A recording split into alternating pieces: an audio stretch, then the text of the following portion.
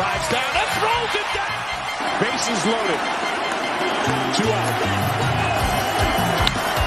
Hard hit into right. Back at the wall. Tie game. Big Puppy. No icing. For the first time in 39 years, the Boston Bruins have won the Stanley Cup. Anything possible!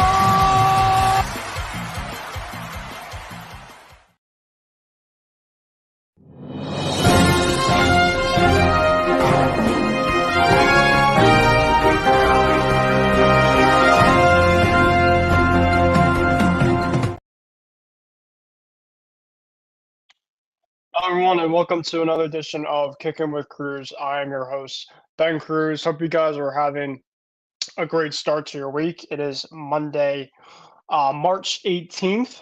It is the official week of March Madness, so it's a really exciting week to look forward to.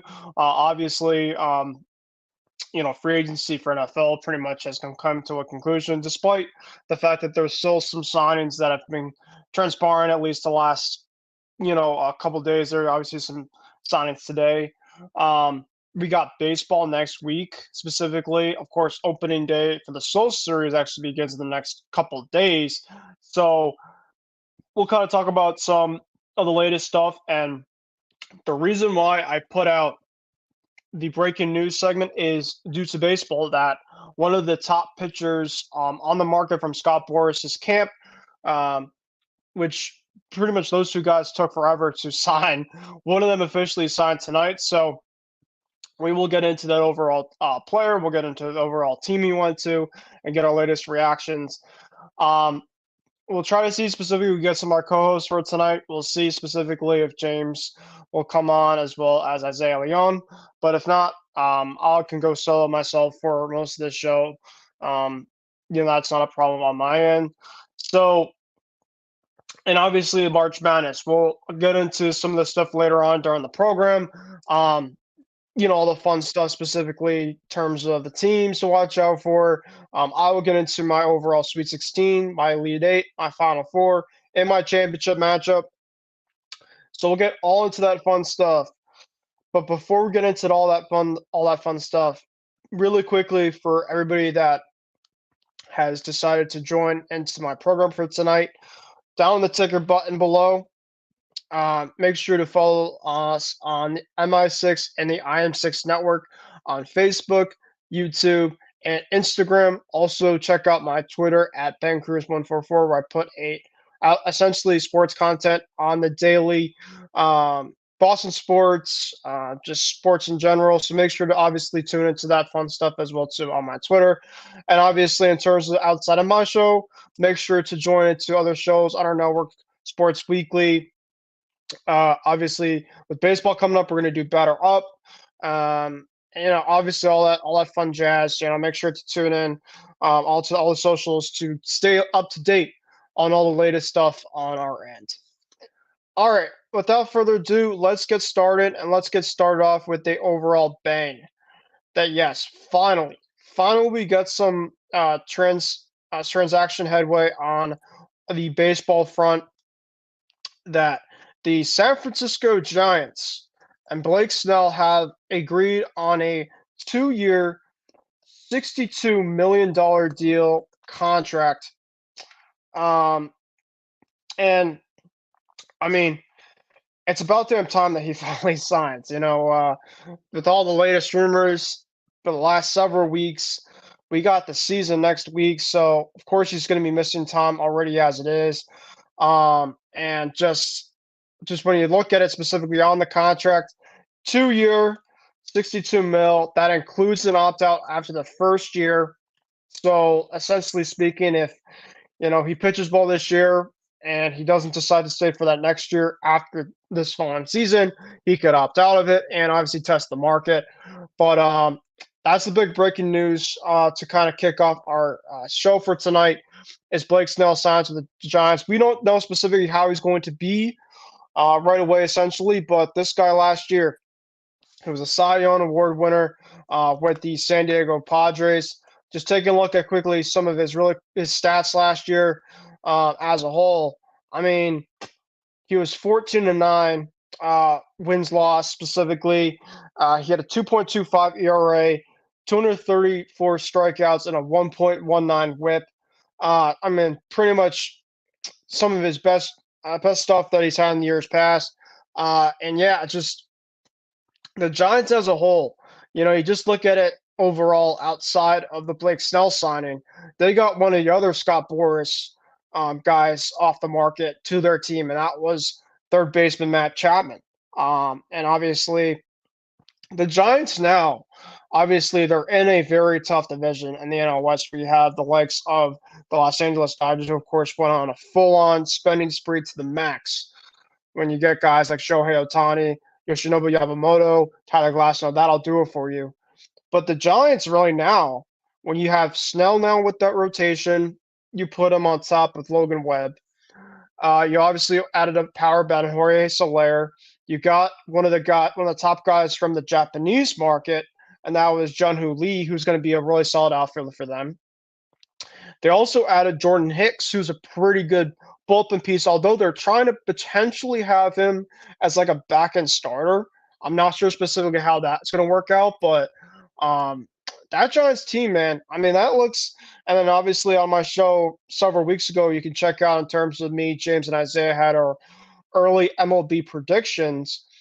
Isaiah, one of my co-hosts, was mentioning if the Giants specifically go out and get a guy like a Matt Chapman or a Blake Snell, things for that team could drastically change in terms of how we kind of look at them.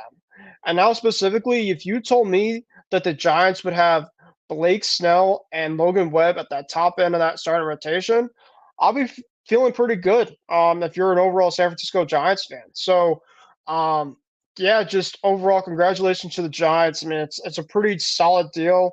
He got paid. Obviously, it's probably a little bit less than probably he was looking for, but the fact that he waited so long, and obviously, Boris being his agent, that's obviously going to do it to you. But that's the overall big news. Like I mentioned, to kick off the show for tonight is that Blake Snell has officially signed a 2-year, $62 million deal at the one-up with the San Francisco Giants. Now, let's stick around now still with the baseball talk, and there still is one guy left on the market, and that is Jordan Montgomery. And Monty specifically, the last that we've talked about here on the program is, he was looking for a 6-7 year type deal, which I think to me, and I like Jordan Montgomery. As a Sox fan myself, and I'll talk about my team report in a little bit, he specifically is asking just for way too much. He's a very good pitcher. And, of course, last year was a big part to these Texas Rangers World Series run. One of their staples, of course, he went into Houston a couple times in the ALCS, which is an absolute hard place to pitch, with it being a hitter's ballpark then more than not. And he was absolutely stellar. He went into Tropicana Field for the wild card, game 2, I believe, or game 1. It was one of those, and he absolutely shoved. So I know for a fact that he wants to get paid. I understand that. But you essentially are hurting your value more and more the more you wait at this point in time, because there's not much left until the season starts. And I know that, people are throwing side sessions. You look at a guy like Michael Lorenzen, who's still out there in the market. He threw a side session today, according to our Athletics' Ken Rosenthal, who put out a tweet about it today. But still, there's so much that you can do. You have to be able to face some live, spring training reps. And I know that people say, well, spring training doesn't really matter specifically in terms of results. Well, of course it doesn't matter, but of course it matters for guys specifically to get their work in. And, for a guy like Jordan Montgomery, he's going to have to figure out something right now in terms of kind of settling maybe for a little bit less than probably what he's looking for, because, if he wants to be on the team specifically, time is now to make that happen. So now, in terms of some teams that I can see Jordan Montgomery going to, one, I could see him going to the Houston Astros. because the Astros were a team that was interested in Blake Snell. Right now, the Astros kind of have some pitching concerns. Jose Urquidy is currently nursing an injury. I think Justin Verlander is still battling an injury right now. So, I think specifically the Astros are a team to watch out for. The Rangers, I don't see it likely. Could I see it happen? Possibly. Possibly renewal could be in the works for Jordan Montgomery. I don't see it because Chris John, of course, their general manager, has spoken the last couple of weeks that there doesn't seem like a reunion that's going to be in play. Obviously, my Red Sox, and I essentially feel like I'm a broken record saying this. His wife is essentially in Boston right now. He's right. She's in there right now. She's been essentially in Boston all off season. Now, the thing about Montgomery right now is him with the Red Sox, I feel like would have already happened by now. If they want to get something done, and he's been pitching this offseason in your city with a team that has a owner that is unwilling to spend at all, and for him to looking at a mid to long term type deal, unfortunately with my Red Sox, I don't see it happening. I don't. Because like I said, I felt like it probably would have already happened by now. But we'll see. A team to watch out for, two teams. The Cubs. I think the Cubs feel like they might have something left up in their city. And I know the NL Central is kind of a division this year that's kind of up for grabs. You look at the Brewers, right? They moved on from Corbin Burns to the Orioles. Unfortunately, Devin Williams, their closer, their stud closer, is going to be out for a little bit. You look at the Reds. The Reds obviously have a solid young core. Some guys like Elly De La Cruz, Spencer Steer. They got some guys there. But I still think there's not enough there to convince me they're probably going to be at the top in the division. Even though the division isn't great. The Pirates, still too young. They got, obviously, Brian Reynolds. Seems like O'Neal Cruz is going to be bound to have a big year this year for them, which I'd be happy for. But they just don't have consistent, talent. Specifically on the starting end outside of guys like Mitch Keller. And then you look at, the Cardinals potentially. I don't know. I'm hopeful. Look at their team last year, right? They were one of the worst teams in that division. I feel like the Cardinals are bound to have a jump this year, but it comes down to, guys stepping up. Obviously, Paul Goldschmidt is a free agent after this year, so I think he's going to have a very good year for them. Nolan Arenado, you know essentially what you're going to get out of him. But the pitching, right? They added guys specifically from the free agent market and pitching, but it's like, are these guys specific that they got pitching-wise? You look at Sonny Gray, who unfortunately now is banged up, so we don't know specifically he's going to be ready for the season. You added Lance Lynn, who was good with the White Sox a couple of years back, but he's not the same guy he once was. He even went to the Dodgers last year, who seemed to be kind of a team that kind of fixes a lot of pitching, and he still wasn't great. And then you also have Kyle Gibson, who I think could be all right. Right, he could probably just be a guy that could give you innings. Steven Matz, up and down, inconsistent. So it's like there's really not a team in that NL Central to me that is like that's the team. There's just so many questions with that division. So the reason why I put Montgomery with the Cubs is I think specifically the Cubs, I don't know, will overspend for him. But I could see the Cubs and Jed Hoyer giving him a 4 or 5 year deal with high AVs. I could see that happening. That's hopefully what I wish the Red Sox would do, because there's somebody I give credit to that responded on something about Twitter when I saw specifically the initial report of him looking for a 6-7 year deal, because it's absolutely outrageous. Jordan Montgomery is 31 years old. If he's looking for a 7-year type deal, at 31 years old, there is a specific reason why he's still out there. Because no team wants to spend a high contract with high AAVs, even though it's Jordan Montgomery's caliber, a long-term deal like that. So I think what's going to happen, and somebody told me this a couple weeks ago when like I said, when I responded to the initial report, is JD Martinez was a Scott Boras client. He signed in 2018 with the Red Sox. He was looking for a high contract, and it dropped from like 6-7 years down to like 4 to 5 years. That's, I think, a pretty fair type of range that Jordan Montgomery should be in.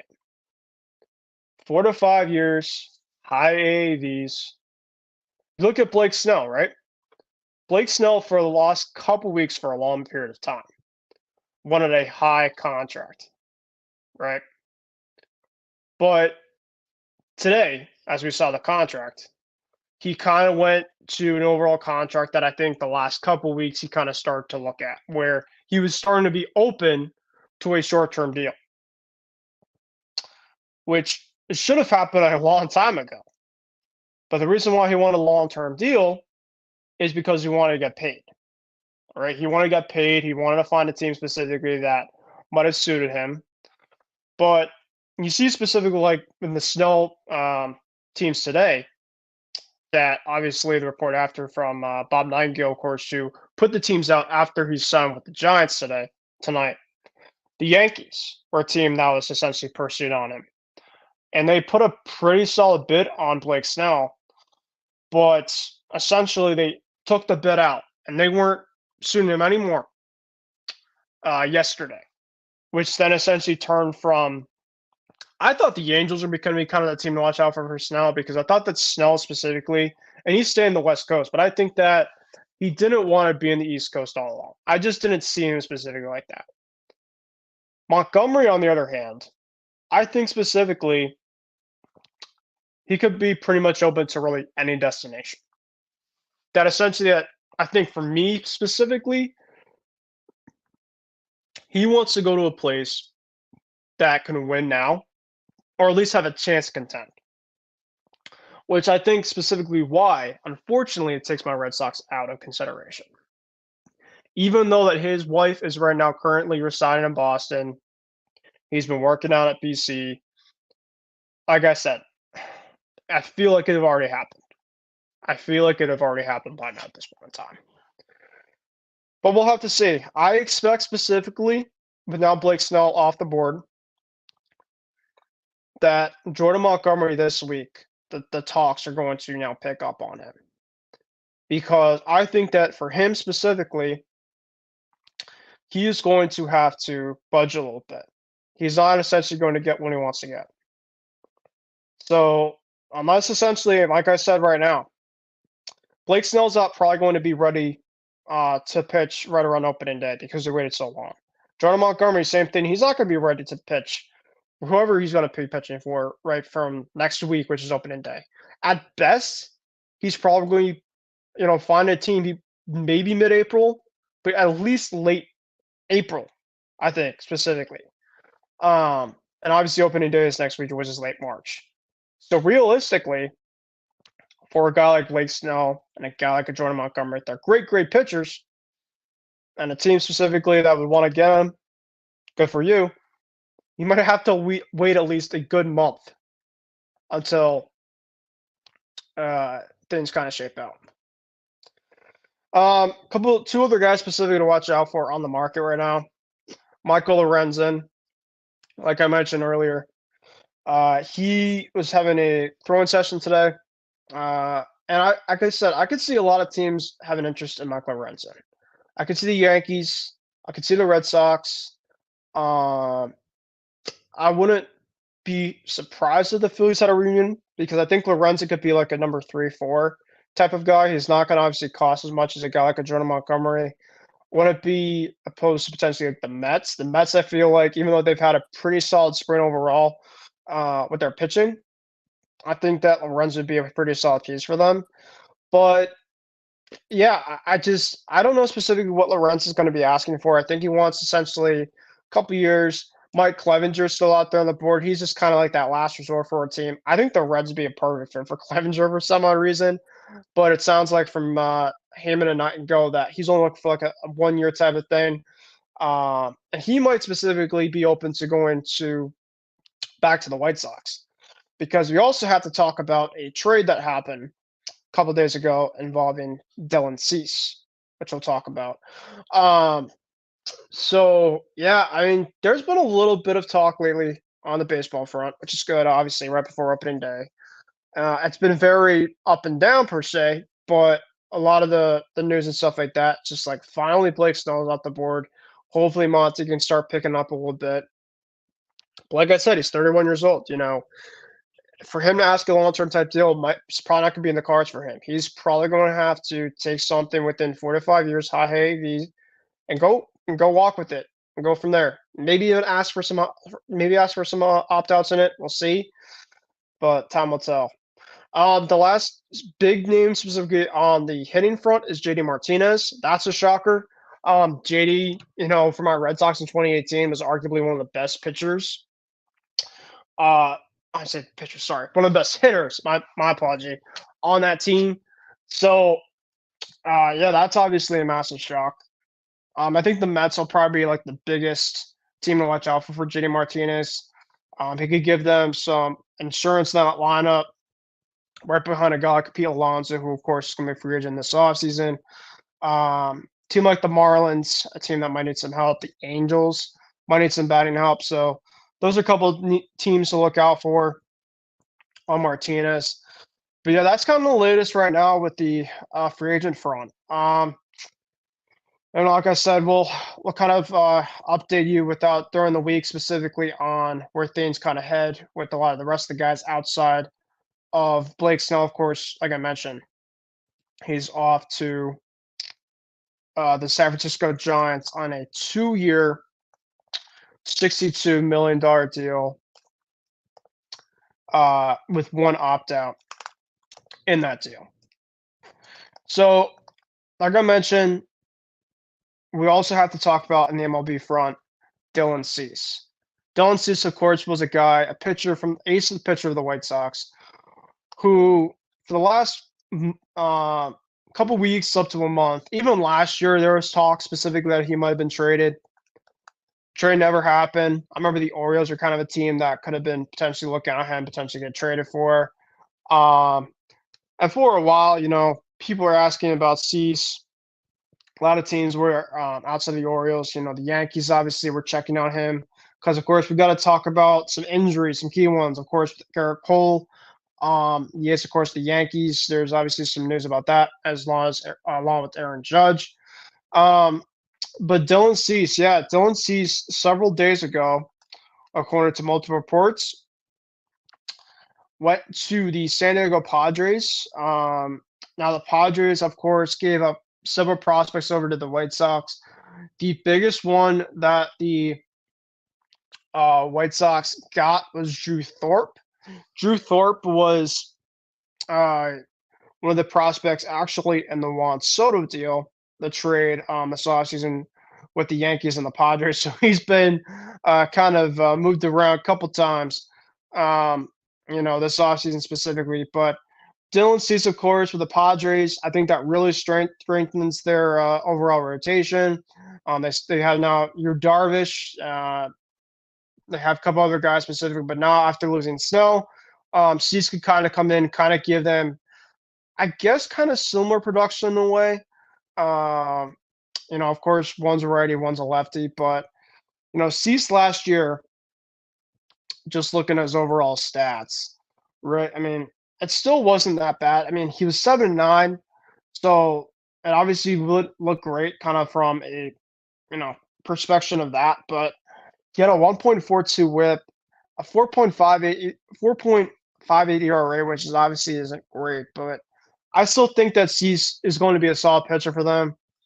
And yeah, I just think that there's going to be still the stuff there, for that Padres team. Of course, they also have Joe Musgrove in that rotation. So you look at the NL West right now. I mean, of course, the Dodgers, of course, I think are going to be number one in that division, unless crazy things happen, right? You never know.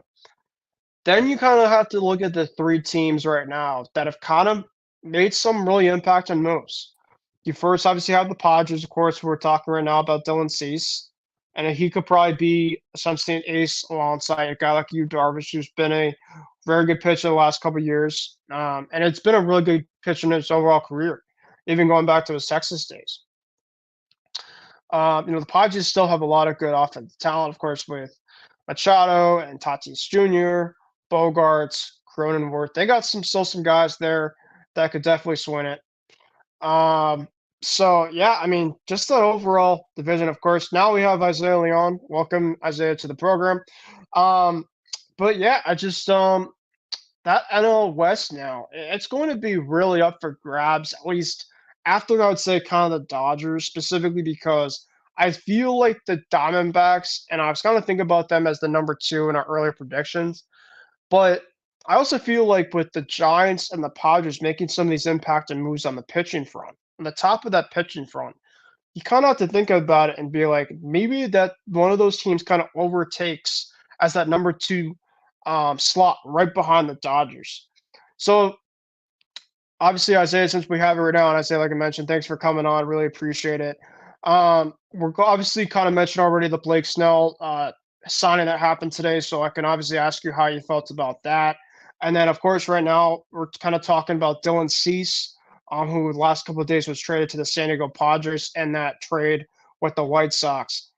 So what's your overall reactions to both of those kind of so far? And then, of course, we're going to kind of talk about some news in the baseball front. But how are you doing, my friend? It's obviously going to be a busy week with a lot of stuff, and I hopefully have a great week at spring training over in Arizona. I'm looking forward to obviously all your fun stuff down there.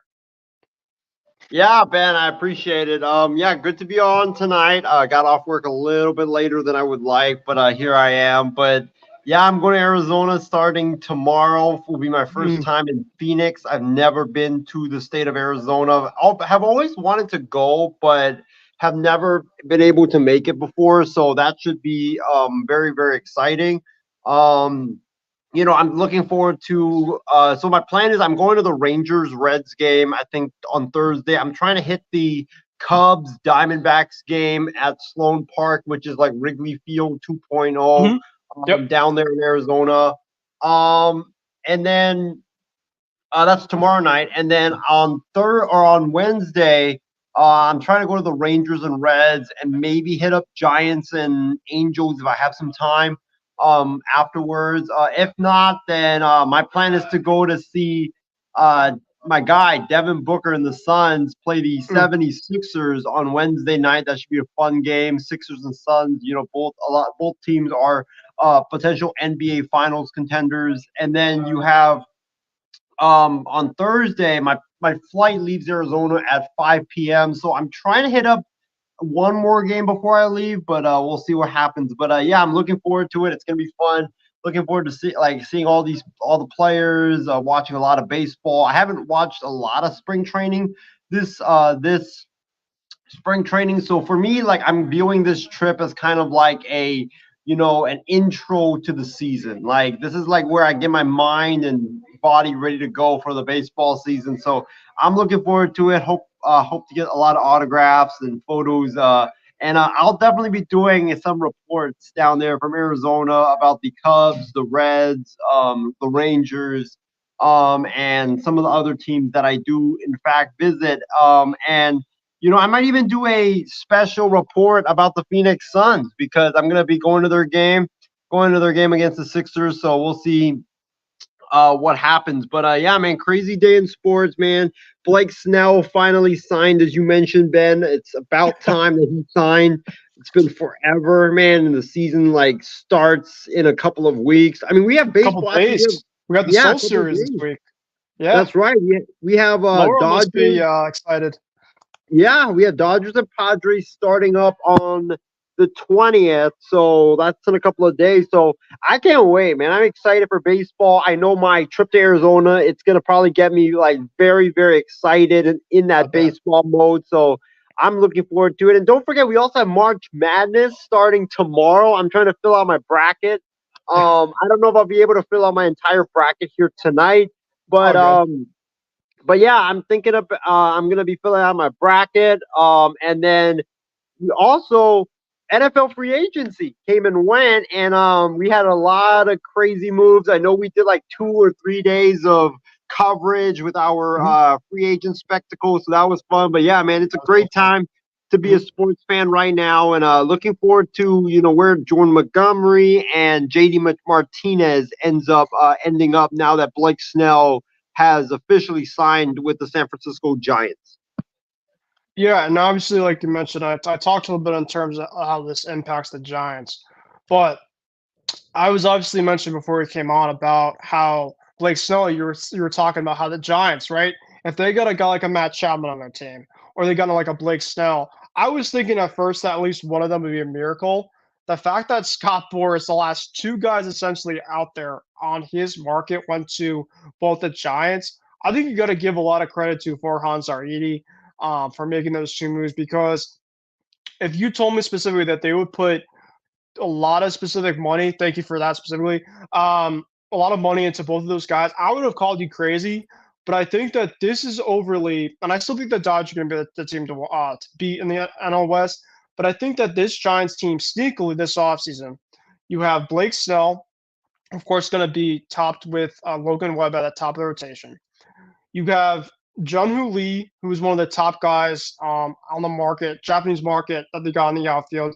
You brought in a power bat in Jorge Soler. You brought in a bullpen arm in Jordan Hicks. So sneakily, the Giants right now, to me, I think had a really good offseason. I think that you just finish it right off with a bang. It's not only sticking to the Padres, of course, are going to be in your division, but obviously too, the Dodgers be like, hey, like we're here, like we're not going to be pushing. We're not going to be getting pushed around. And I think the Giants, to me, like we mentioned, we did our early predictions on overall how we feel like the season's going to go. I think I now have the Giants at 2 right over the Diamondbacks because of the moves that have been impacting lately with them. So what do you feel about that? And then, of course, with the Dylan Cease of the Padres, now you look at, the teams kind of right behind the Dodgers. They're trying to kind of be moving up and trying to get some talent. And I give credit to both the Padres and the Giants for making these moves. Ben, I'm going to start off my appearance on your show with a bang. I think that this makes the Giants World Series contenders. I think that it puts the Giants honestly on equal footing with the with the Dodgers, because the thing is, a lot of people are very high on the Dodgers. I'm not as high on the Dodgers as a lot of people are, because of the fact that there's a lot of question marks with the Dodgers. Shohei Ohtani, he hasn't made it through a full season the last 2 years. There's questions about his durability. I mean, he's had injuries, elbow, oblique, hip, left and right. Like, I know he's just going to be a hitter this year, and that's going to be great. They have a formidable offense with Mookie Betts and Freddie Freeman and Ohtani as the top three. And then, you've got Teoscar Hernandez as well with Miguel Vargas, Miguel Rojas, and also Chris Taylor, Austin Barnes, Will Smith. They're going to be a great offense. But what really makes me question the Dodgers is the fact that they have a lot of question marks health-wise. Also, not Blake Snell, but Tyler Glasnow. People don't forget that Tyler Glasnow last year, he had a decent year. He wasn't great. He had a decent year, and he's never been like a great pitcher. Like, there's been a couple of years where he's been great, but he hasn't had those consistent years where he's just been great. And he's always had arm issues. He's had elbow problems. So I think like he's a big question mark. And I was telling James Gonzalez before I went on the air that there's a lot of question marks. Like Clayton Kershaw's hurt. Walker Buehler's coming off elbow surgery. We don't know how he's going to be. Guys coming off Tommy John, they're never, ever the same in that year one after the surgery as they were before the surgery. So, and it takes time for them to recover. Bobby Miller. Speaking of James. Oh, right Sorry, there. Right on time. Right on. But Bobby Miller, he's a guy that first year was great. Now teams have film on him. We don't know how hitters are going to adjust to him. He might have a down year. Like, there's a lot of question marks with the Dodgers. And don't forget Yamamoto. Like, he's a great pitcher. He's got phenomenal stuff. But it takes time for guys that go from internationally to the major league. It takes time for them to adjust to major league hitters. And, yeah, it takes time for hitters to adjust to him. But that transition is never seamless as easy as it is always. So I could see Yamamoto struggling. And Yamamoto, remember, he struggled in his first couple of starts in spring training. He had issues with his command. Guys were hitting him early and often. So the rotation is a question mark. There's a lot of question marks there. The offense, I think, will be absolutely lethal, but also the bullpen. I mean, who's going to be their closer? Blake Trinan? I don't really believe in him. Evan Phillips? I don't know. I mean, he's kind of unproven. Like, they don't have that proven closer in that bullpen. And Blake Trinan and Evan Phillips, like, they've been very inconsistent. Like, they've had good moments. They've had bad moments. So, for me, the bullpen for the Dodgers is a big question mark. The rotation with the health issues, the transitioning from another country to the U.S., I think that's going to be a big issue for the Dodgers. And when you look at the Giants, people forget the Giants missed the playoffs last year by a couple of games, but they blew so many games because their bullpen was so damn bad. And they also blew so many games because they had a lot of issues fielding the ball. I think Bob Melvin will fix a lot of those problems with his presence alone. And I think that with these additions, you get Matt Chapman at third base. The defense along the infield is going to be great. It's going to be even better. Patrick Bailey behind the plate. You got Blake Snell. You got Logan Webb now. That's what the Giants needed. They needed a Logan Webb because they needed a guy that could be, after Logan Webb, that can be a dependable starter. And they needed this. They really did for their rotation because you had Logan Webb. Then the other guys were either inexperienced or they had question marks regarding health or they had never been a starter before. So you needed a guy like Blake Snell so everybody else can fall into those other roles that they were meant to be. So I love this move for the Giants. I think that Blake Snell puts the Giants on equal footing with the Dodgers. And I think that, it's going to be fun seeing Giants, Dodgers fight it out for the NL West. I would not be surprised, Ben and James, and you guys might call me extremely crazy and delusional for this, but I would not be shocked if the Giants surprised everybody and won that division because the Dodgers are going to have issues with chemistry. They're going to have to answer questions regarding health, regarding the transition and stuff like that. There's questions with the Dodgers. The Dodgers aren't a team with no questions, no issues whatsoever. There's a lot of questions with them. And the Giants, Bob Melvin, I think will fix some of those issues regarding the errors and regarding like bullpen management. That rotation with Webb, with Snell, they have a legit 1-2 punch. With Kyle Harrison as that third starter, he's a tantalizing ace. He's got great potential. And then, Ben, actually, the Giants are going to be starting Jordan Hicks. They're not going to be putting him in the bullpen. So, yeah, he's going to be like a 4-5, I believe. Yeah. So that's going to be very interesting. And then, I think bullpen-wise, I trust the Giants bullpen over the Dodgers just because Camilo Doval is a legit shutdown closer at that back end. You get to the ninth, you're not scoring or winning a game against the San Francisco Giants. And I do agree the Dodgers have a better lineup than Giants, but pitching-wise, I would take the Giants over the Dodgers. So this is a great move by the Giants. They needed it. Great move by Blake Snell going to a pitcher's-friendly ballpark. I think he will be even better than he was last year, and he won the Cy Young last year. He pitching now in San Francisco, and I think out of every party involved, this is a massive L, Ben and James, for Scott Boras. That dude lost again. He's been asking for all these rich contracts for his clients, and for his clients to have to settle the way that they are settling this late in spring training. I mean, Scott Boras is eating L after L after L, and it looks like he lost his fastball, sadly, with all of these clients. And now I think Montgomery, Rangers are more likely now to be in on him with that low price Martinez. I mean, he might have to, it might be like it was unfathomable at the beginning of the offseason. He might have to settle for like a 1 year, $10 million deal after asking for 1 year and $25 million. So it's crazy what these Boris clients are experiencing right now. What about Cease too, Isaiah? Do you feel like specifically that the Padres got better with this overall trade, or do you feel like they're kind of still kind of the same that they were before they got him? I think the Padres are a weird team. I mean, they traded Juan Soto, so you would think that they are going back to kind of retooling, and then they go out and get Dylan Cease, which is an indication that they're contending. So I don't know what the Padres are doing. They traded Soto away. That weakens their lineup. Yes, they got better pitching wise, but you still need to score in MLB, and yes, like Tatis is great, but he's a ticking time bomb. We don't know when he's going to have his off the field issues plague him. They trade away Trent Grisham. He was a really good top of the order type of guy.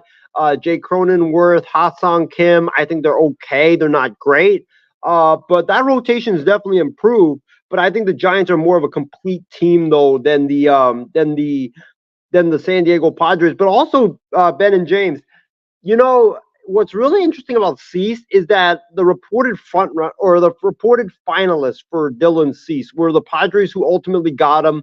I believe the Giants were one of them, and then the Texas Rangers were another one. I did not expect Texas whatsoever because I thought they were done spending. I thought they were not going to spend, that they were too broke to spend. But for Texas to be one of the finalists for Dylan Cease, and they were pushing hard for him, it shows me that what they were saying about them being done spending was a bold-faced lie, and that I could see Montgomery coming back to Texas because Texas knows they need pitching, especially in that first half of the season without Scherzer, Malley, or DeGrom to compete with the Astros. All right, we have James now on the program. James, welcome. Hope you're doing well. Of course, we got March Madness this week, so it should be a really exciting week. Of course, free agency is pretty much coming to a close at this point in time. And then, we have baseball in 10 days. So it's feeling pretty good, at least for me. And Isaiah, how are you doing, my friend? I'm good. The allergies are killing me because of the rain here and the weather and all the dust or whatever with the Santa Anas. It's been a little weird lately. I'm working on this big project, and I'm happy to be here and give a little time. All right, and in terms of your overreactions with Snell and Cease, were you pretty surprised about Snell going to the Giants in terms of the overall contract? What is now this kind of bone in terms of Jordan Montgomery's market? Of course, like we mentioned before, that he's looking for a long term. Does he kind of settle for something that's a little bit less? And then obviously the Blake Snell trade. The trade? Yeah, Blake Snell. Still in Cease getting traded to the Padres. Yeah. Yes. No. So with Montgomery, I'll start there first. I think he's gonna get a little less than Snell right now, but you're seeing these pitchers, have to settle for less. And the problem is for Boris was, hey, I want to get as much as I can for my client for as many years. Now you're getting into the season pretty much where you have to get what you're going to get, basically. And that's pretty much it. So I know Snell, got 2 years, 62. My guess, Montgomery, he'll get maybe a 3-year deal, maybe a little less, a little more than Snell, looking at the numbers, just because, just winning the World Series, you say maybe he was that more important than Snell in a way, even though Snell won the Cy Young last year from the National League. I don't think he'll do as well with the Giants like he did with San Diego. And it was only one year he did well with the Padres. Let's not forget that. His numbers were awful with San Diego up until last year. And then last year, when you really think about it, I watched a lot of the games last year and a lot of his starts. I always got left with his starts if I was going to Padre games. And before the pitch clock, he would take forever to pitch. They're so damn long. And you may know that from his time with Tampa Bay. Yep. Especially with runners on, he would shut down everything. I mean, it was really awful. Now you have the pitch clock, luckily, and that kind of helped him out. but I'm always worried about him balking a lot, which that does happen, and then he walks everyone. Mhm. So even though you're in a pitcher's park, like Isaiah mentioned, and at night it's really hard to drive the ball out at Oracle Park, I'm weary though if he walks a lot of batters, he's not going to get bailed out this year like he did in San Diego. I always go back to the so many times that he either walked the bases loaded or he had maybe 2 men on and they somehow get a double play or get a great Fernando Tatis defensive play or Manny or Bogarts or Cronenworth. It's not like that with the Giants. I don't think they have enough Gold Glove talent like the San Diego Padres did to help them out as much. So that ERA is going to go up. And I don't believe it's enough to dethrone the Dodgers. I really don't. Even though they had a great offseason. You look at who they got. They got Lee from Japan, or I believe Japan or Korea. They also, Korea. I'm sorry, the outfielder, and then you also have Matt Chapman, who had to sign for less. But and this would be my ending point with Snell, because I got to talk about that on Wednesday on Halos in the Infield, because I have to address the fact that Snell never wanted to leave the West Coast. And if he went to the Yankees, if he went to Boston, Philadelphia, he would hate it there. I mean, he doesn't do well with crowds. When he was in Tampa Bay, there wasn't much of a media presence there. Right. So he was kind of under radar. He didn't get the cheers or boos as much. So I feel like he wanted to stay on the West Coast. We heard Giants before. I think a month ago, 2 months ago, they were in the running and they were out of it because they weren't signing anyone. Other from Lee, they weren't doing anything. And you felt like they still had a chance when you figured, okay, the Yankees were out of it. The Angels said they were, but I think when it came down to doing actual business, and it's been said right now that Ari Moreno shut down everything. We're not spending any more money at all. The payroll's down, I think $41 million from last year. And that could be Shohei's 30 and then others who have left. So you could just tell that Artie was never really in it, but they were trying to save face for the Angels and say, hey, we're interested, but really we're not going to buy. They were just window shopping the whole damn time, tricking everyone who's an Angel fan. But I never believed at one point. But I knew Blake Snell. He never wanted to leave the West Coast. Seattle didn't want him because they're not spending. They've done trading, but they haven't done any spending too much this year. So, again, I think it gives the Giants a great chance at the wild card. I think we got to see what Arizona does. In the Central, NL Central, I don't think we'll have a wild card out of there. You'll have a wild card out of the NL East. So that means you'll have 2 wild card spots, and it's a 3-team race between Arizona, San Diego, and San Francisco. It puts them kind of even with San Diego, because with Dylan Cease and that move, it's amazing how much minor league talent they've traded away. I saw a graphic the other day or this morning where they traded Soto and had to get rid of a lot of prospects. And then trading for Dylan Cease, they had to do the same, but not as much. And it's just that they say F them prospects. They just want to win now. Like the Rams of baseball. Yeah. And they keep having great minor league talent. It's like they still, like Jackson Merrill will be their center fielder. They turn him from an infielder to outfielder. So they still have great talent despite what they've traded away. But it's alarming too because of all the trades that they made. But this helps them out because what they got in the Juan Soto trade from New York, you have, Michael King, who should be just fine. But it was the other two pitchers in there you weren't really sure about. And then in the Dylan Cease trade, they traded one of the Yankee pieces away, which I don't think they wanted to part ways with them, but he wasn't going to be ready yet. He was still single A, double A, so he wasn't going to be ready. So it's a good thing because they're trying to win now. Everybody's hoping that the Dodgers kind of disappoint, not be as good. Like Isaiah mentioned, it'll still be the bullpen. That would probably be their only flaw. And then, they just hope that the injuries doesn't hit them at the worst time.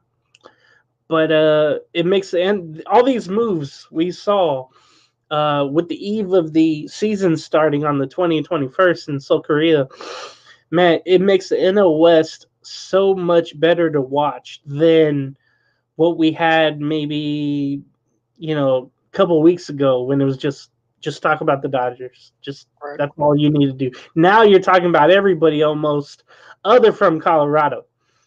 So at least we know they'll be back. The funny thing is with Colorado, that Chris Bryant was in an interview a couple days ago, and he's just like, "We're going to be shocking some people." I think he's just trying. No, he's not shocking anyone. Maybe besides him, obviously staying on the field. All right. Let's go quickly into some team reports. Within 10 days, guys, of opening day. Can you absolutely believe it? I'm excited. Isaiah, I'll start with you. I know that you, of course, were at the A's Park a couple days ago, of course, with your with your job coming up. Obviously, how's the vibes going over in Oakland right now with that team? Of course, in terms of the Phillies, 10 days away from opening day. Anything you want to watch there? So let's go to your team reports first before we go to James. Guys. Oh, you guys got me? Yeah. It was, I don't know. I was like, my Wi-Fi was buffering for a sec. But, It's all good. I don't know what it is about the majestic magic of the Oakland Coliseum, but I went, before I went to my A's training, I was like, yeah, the A's are probably going to suck this year. I'm probably going to have to turn my back to the field for most of the games and just watch. I mean, last year I was literally, like, during work, I would literally turn my back to the field and watch, because I was stationed near the lounge seats. I would just watch other baseball games, or I would watch, sometimes they had Seinfeld on TV, or they had The Office on TV most of the time. So I would either watch those shows instead of watching the A's game, because that's how putrid they were. I mean, you lose 100 games, but the worst part wasn't you losing 100. It was the fact that you were not competitive in half of those 100 losses that you were. I mean, the A's were getting blown out, Ben and James, like 8-1, like 5-0. If the other team scored 2 runs, we probably never had a chance because our offense at the beginning of the season was so bad. We couldn't even it was like, it would be a scratch and claw for us to score even 1 run in the entire game. That's how putrid the A's offense was the entire season. But, I don't know why. I don't know what it is about the Coliseum. But, guys, I'm feeling very good about the A's this season. I mean, this team reminds me of 2018 when we were projected to lose 100 games, and then somehow, some way, with a rotation that had Edwin Jackson, Trevor Cahill, Brett Anderson as our starting pitchers, Mike Fiers as well, who we got later on in the year, but with that pieced together rotation, and then a bunch of young guys like Matt Chapman, Matt Olson, and all those young guys, we somehow, some way made the playoffs as the last wild card. So, I'm looking at it like this. We have a lot of young guys, right? Zach Geloff's going to be a superstar in this league. Lawrence Butler's killing it in spring training. The A's have a lot of, rookies that not Seth Brown, but they have a lot of young guys that are doing pretty well in spring training. And then we have a lot of these veterans who we added to the mix. How about our J.D. Davis signing? He had so many offers, and he picked the Oakland A's. Like, I felt like you guys remember when LeBron James went back home to Cleveland after he went to Miami? Yeah. Like, I felt like I was a Cavs fan when LeBron James went home. when the A's signed J.D. Davis. Like, we never get people that pick the Oakland A's to sign. So we got him. He's definitely going to help our infield and our lineup. We've got Abraham Toro, who's a professional major league hitter. Our rotation doesn't have like minor leaguers after minor leaguers after minor leaguers like it was last year. Like, we have guys like Ross Stripling, Alex Wood in our rotation. I know our bullpen is like pieced together, but Mason Miller, who is one of our top young rookie pitchers, he was supposed to be a starter, but due to arm issues, they're going to put him in the bullpen to start, and he's supposed to be our closer. The guy can throw 100 to 105. Like, he's got lethal stuff, and I think he's definitely going to be in contention for one of the best closers in baseball with that type of stuff. And then setting him up is Trevor Gott, who I know he's not like the sexiest name, but like, I mean, the guy's been looking pretty good during spring training. So, I'm feeling pretty optimistic about the A's. Like, I really think that the A's could shock people with that young talent, with Geloff's rise, and with the rotation the way it is, and with the bullpen. Like all the A's just need to do is they just got the young guys just got to take a step up, and I think they will. Like, I think Geloff's going to continue what he's doing. He is really looking like what Evan Carter was for the Rangers last year. And then I think guys like Lawrence Butler will take a step up. And then the veterans on the team, they just got to play the way that, they're capable of playing. And I think the A's will be fine. So I'm not going to go on the edge like I did on last Tuesday and say they'll win the division. But if you had to ask me right now, Ben and James, I'm very optimistic we will make the playoffs this season, because the AL, like, yes, it's loaded, but every year you got new teams that you're just like, where the heck did they come from? Like Arizona last year, or the Marlins. Like, there's all these teams. So I'm pretty optimistic that not only, James, are the A's going to get out of the cellar in the AL West, but I could see us making the playoffs this year and being in contention with the Rangers and the Astros. And in terms of the Phillies, I mean, there's really nothing to report, because the Phillies, everybody's like healthy. Bryce Harper he left the game due to a back injury, but it was precautionary reasons. And I mean, the rotation's been solid. The lineup's been hitting. Like, the Phillies are going to be a good team this season. It's just about what they do in the postseason. So I can't wait to see what they do. And also, what's interesting, guys, is I don't think Rob Thompson has signed an extension yet. And that's interesting, because you never, ever see managers, especially on a contending team, go into a year where they can walk away after the season and be a free agent. Like, you never see that. So that just shows me, again, that Dave Dombrowski, that this is not the guy for long-term for the Phils, that he's just there as like a temporary placeholder until they find that guy. And I think if Rob Thompson and the Phillies get off to a tough start this year like they did last year, do not be surprised if Rob Thompson's on the chopping board in Philadelphia. Isaiah, really quickly before I go to James, how much you want to bet about the A's getting into the playoffs? Because I feel, are we going to take any bids at this point in time within 10 days before the season of opening day? Because I think it's specific. Because I will say this, Isaiah. I will say this.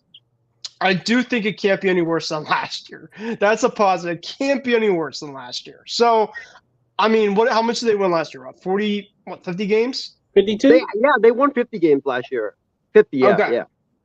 I will say this. I will probably go 65.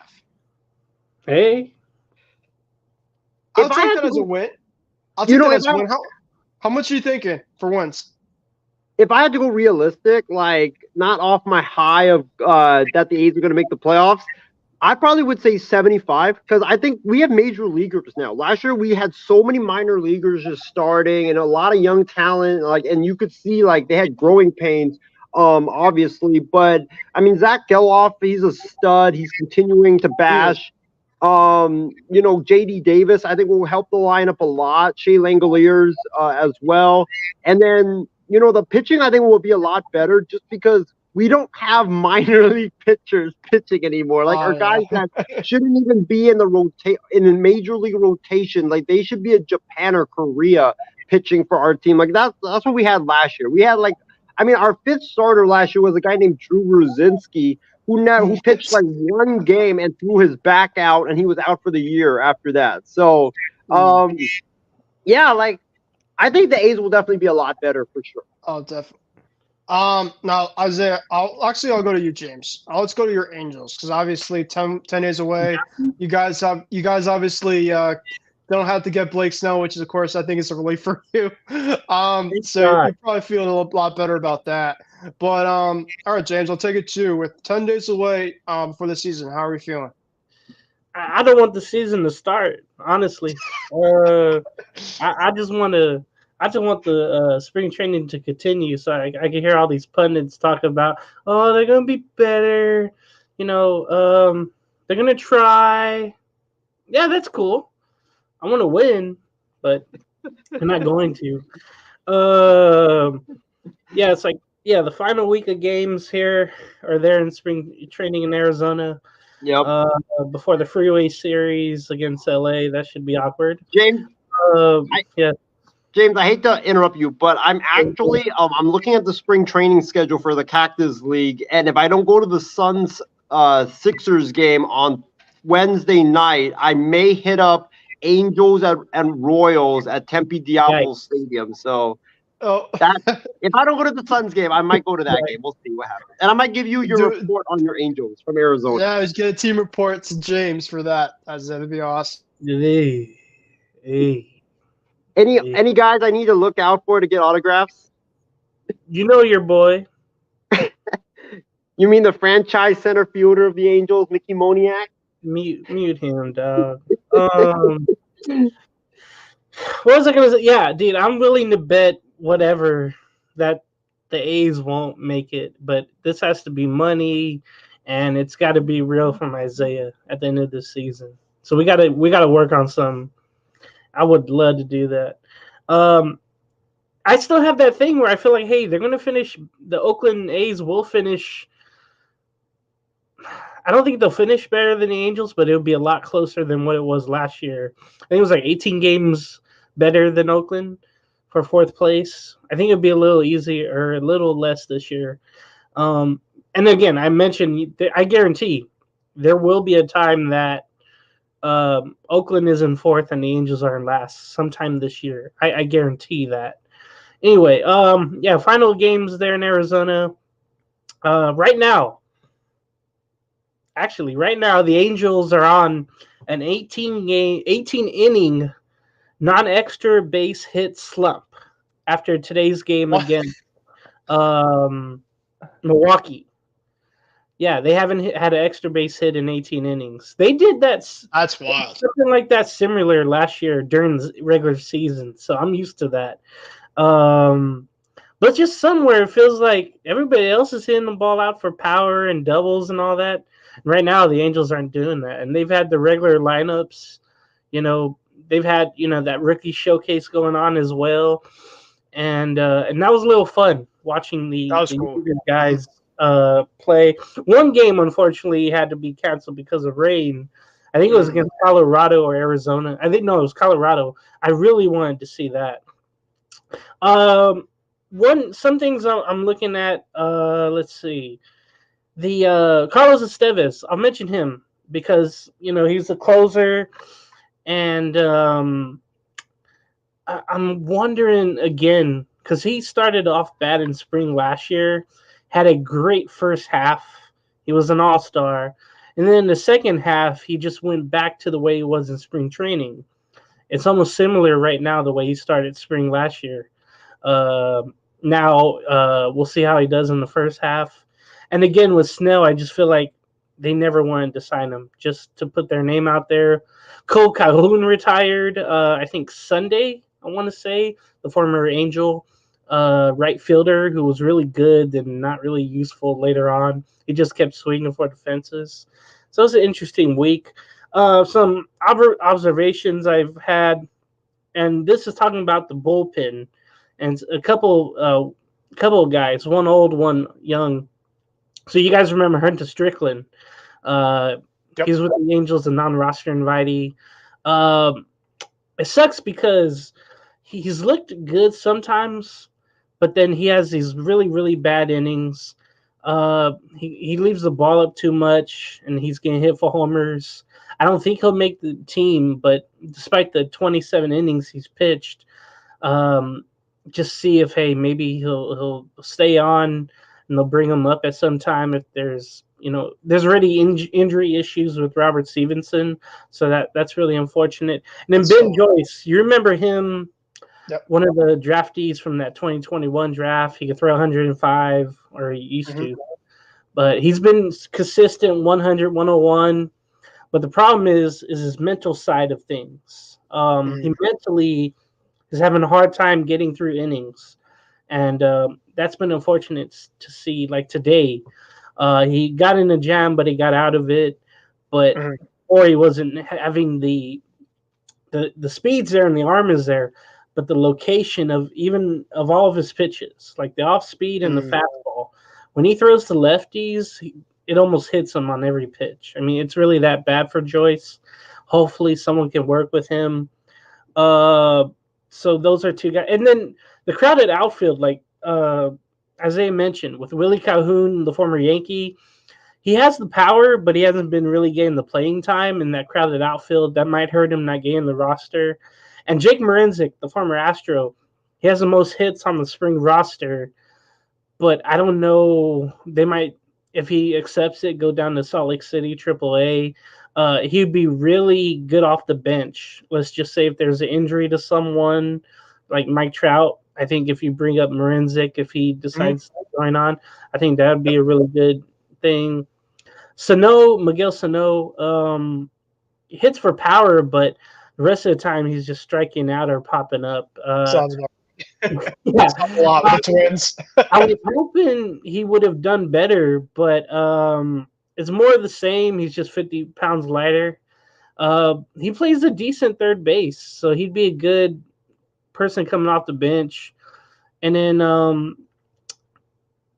I think that's really it. But again, they're 11 and I want to say 13. Yeah, 11 and 12 on the spring.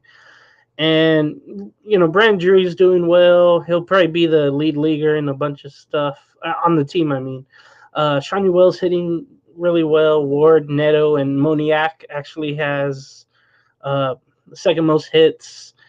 But, yeah, they're not going to get as many runs as last year for sure. It's going to be a pretty ugly year. And, just happy that spring is almost over. But I just don't want the season to start because I know it's not going to be good. It's going to be one of those learning years that you hope that the young players will thrive, but that they're gonna fail. It's just how they come back, and I'm gonna have to say that a lot of times this year, but it's true. It's guys learning on the job, or they're trying to get better, and under their wash. I hope that happens. The thing about the Red Sox going into my team is we get to face your Angels in April, James, as well as Isaiah. You get to face your A's, who you declared to be the playoff team before we start with 10 days happening. So we'll see how that goes. For the Red Sox right now, like I mentioned, 10 days away. Let's just kind of get through the rest of spring. I'm kind of in the same boat as James. Like, I'm not looking forward to them kind of already starting, but I think there are some things to look forward to at the same time. I think Tristan Costas has a lot of potential to really turn into an absolute monster in his second year. He was really, really good last year in his first full-on season. You're actually working on the A's Red Sox game. That's good to know, Isaiah. Make sure to say hi to Alex Core for me. I love that. But anyway, in terms of the pitching, though, our starting pitching, and this is obviously where I talked about Jordan Montgomery. Of course, he's still out there. His wife's been residing in Boston. I would love it to happen. But, one, obviously, you wouldn't be ready for the start of the season. And two, it's just I feel like he wants to go to a team where he wants to win. And unfortunately, with the Sox, I just don't think right now that we're a team right now in a loaded division that's ready to win. But I do think guys like Brian Bayo, another year under him, of course, you got that massive extension, another, season to watch. He looked really good the other day against the Braves. Their starting lineup, he won a couple innings. Trevor Story, guys, of course, I really hope that we get a full season of Trevor Story because the last couple of years for him, it's either been injuries or just his inconsistent play. But so far this spring, he's looked like close. I wouldn't say full of Colorado's Trevor Story, but his offense for sure has looked a lot better. And I thought specifically to me, I'm just like, if their offense at least can make some noise, it's going to be because of the pitching again, like last year. It's going to be the same old story like last year. So, I mean, I looked at the overall standings last year. The Red Sox won a total of 78 games. I feel like specifically right now, I'm probably looking at 79 to like 81. And I still think that 81 probably won't even get us in to like the third wildcard spot because I just think there's just so many other better teams out there. But kind of start off the season because I don't know if we'll do a show obviously before the season starts, but with that being said, I'll kind of go through the kind of the earlier opponents start the season. So the Red Sox actually, of course, with the way that our offseason went with, pretty underwhelming, we kind of get the awful part to start the schedule. We'll go West Coast to start the year. So East Coast to West Coast already. We got the Mariners to start the year, which should be pretty fun. The Mariners seem like a team that's going to be kind of in there in the race. Then we got Isaiah's A's. So I think that we have a chance there. We got them for 3 games. And then we got your Angels, James. I completely forgot. We have your Angels twice this month. So, I mean, and then obviously after that, we have our homestand. We have the Orioles, which I'm actually trying to go to the home opener right now, guys. I heard that they're going to be honoring the 2014 as well as Tim Wakefield is going to be honored at Fenway that day. So I might be considering getting myself up there for that game. I'll have to say about that. But yeah, 2 days away from the Soul Series, 10 days away from opening day, regardless of how my team's going to be doing, the fact that we can see some live, real baseball games to be played that count, I love it. I mean, it just means the world to me. So, all right, let's get into some football, guys, shall we? And obviously, the free agency kind of concluded, but there are some things that we did not talk about in our extravaganza last week, which Isaiah and James, I do want to thank you guys for having me on those. I had an absolute blast and definitely do some of those next year. But let's talk about Justin Fields. Justin Fields has now signed with the Pittsburgh Steelers to back up Russell Wilson. And I'm a little surprised specifically that he got traded to specifically that spot. But look at the Steelers. And I know, Isaiah, you said last week about the Steelers that do not be shocked. I believe that they're going to be winning that division and potentially be on par with teams like the Chiefs and the Bills. Do you think specifically this changes things right now with the Justin Fields signing, or am I just imagining that type of things? I'll go to you first, Isaiah, on that. My thoughts on the Justin Fields trade is that first off, it really confirms what we've been saying, that the Caleb Williams is going to be a Chicago Bear. If there was any doubt about it, all that doubt was put to rest on Saturday afternoon. My second thought on the Justin Fields trade is for the Steelers. I don't think it really changes my take because he's going to be the backup. He's going to be holding a clipboard. He's not going to be playing. I mean, if he's playing, that means that Russell Wilson probably suffered a catastrophic injury or he's playing so bad that he deserves to get benched. And then, yeah, my take would definitely go, the opposite side and go down the drain for sure. But, for the Steelers, it's a good deal because it's a 6th-round pick, right? It's a 6th-round pick, for a backup quarterback. I mean, yeah, I think that is definitely a good move for Pittsburgh. But I think Russell Wilson is the long-term guy there in Pittsburgh. I think he's going to be there more than 1 or 2 seasons. I think he's going to probably be there 3 to 4 seasons, depending on how well he plays. So this is Russell Wilson's team. This is going to be the Russell Wilson show. So we'll see what happens with him. But for the Bears, I'm kind of shocked that they were only able to get that little for him. Now it really confirms the report that Drew Lock had more of a market than him because Drew Lock got signed, he got paid, he's going to most likely be the Giants starter. But for Justin Fields, I mean, this dude was a top pick. This dude was, a top prospect coming out of college.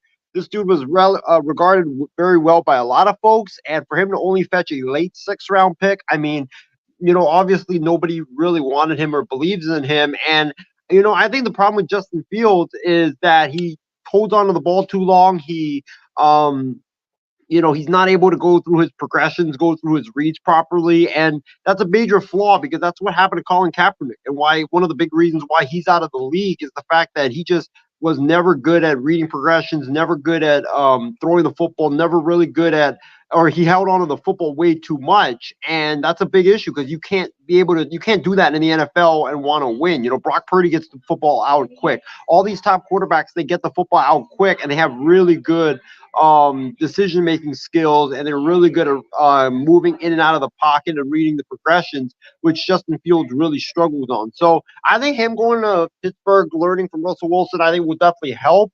But in terms of, is he going to ever get a shot to start again? I don't know, sadly, because if he plays the way that he played in Chicago, and yes, a lot of it wasn't his fault, but he showed a lot of major flaws in his game that need to be corrected big time for him to continue to start. But I'm pretty sure James is happy because he was going off on our shows about how he did not want a Justin Fields, Aiden O'Connell, right, Gardner Minshew quarterback room. I mean, Ben, think about this. James gave us the most legendary moment of our free agent spectacle when I don't think you were on that time, but when the Gardner Minshew news was announced, this dude went off. He went off, and I really recommend everybody to go back and watch that. He went off about how stupid it was, how embarrassing it was. If Justin Fields was traded by the Bears to the Raiders, which on that day, I think there was rumors about that potentially happening. They were talking. I mean, James would probably do a whole 30-minute rant about how pathetic his Raiders are after that. But yeah, I mean, I'm happy for James that the Raiders didn't get him. But for Justin Fields, it's a good spot for him to go and learn and try to correct his flaws. All right, James, you got any overall reactions on the Justin Fields, the Steelers signing on the Steelers? I mean, the Steelers gave the Bears a 6th-round conditional.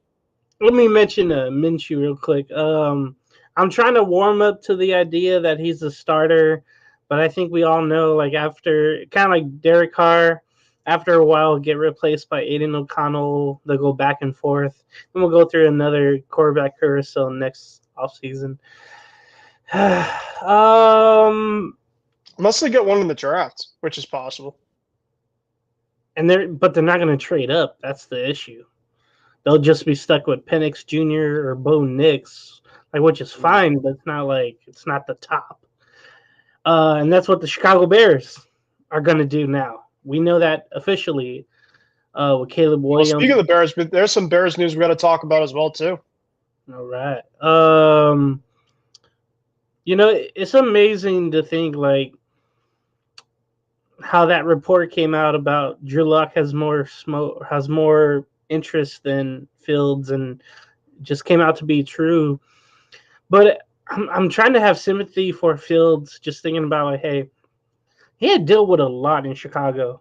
It's almost like Kenny Pickett in a way. If you put both of them together, where it's hey, you're sworn in to being franchise saviors, but either front office isn't doing anything for you, the management, the coaching you keep changing coordinators or philosophies, and that just hurt Justin Fields. And it's funny how those two intertwine now with Fields going to Pittsburgh. I was just thinking about this today, and despite what he got traded for, that late 6th rounder, that's fine.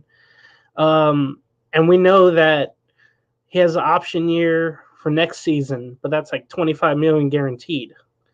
Ain't no way the Steelers are going to do that. But at least he could learn something from Russell Wilson. Maybe he can watch film on him or just see what he used to do. And if Russell Wilson is mentally, better in a place like Pittsburgh where you're expected to win, even more than Denver, I think more pressure is on both, but more on Wilson. But I hope this helps Fields in a way where he can come in and just literally learn the game again. And they're going to have a new offensive-minded coach with a good balance, of pass and run. And then hopefully they get better at receiver. And they kind of did throughout free agency, and they traded one away. But That's all I hope for is that Fields like learns from this, and then hopefully he'll be ready for the offseason next year and see where he ends up. But I wasn't shocked because I knew it'd be a 6th-rounder, and again, this just guarantees that the Bears are gonna draft Caleb Williams. It would be a shocker if they didn't. Like, imagine if they trade down with Washington or the Patriots and draft Marvin Harrison Jr. or something like that, and then get a quarterback later. That would just shock the hell out of everyone.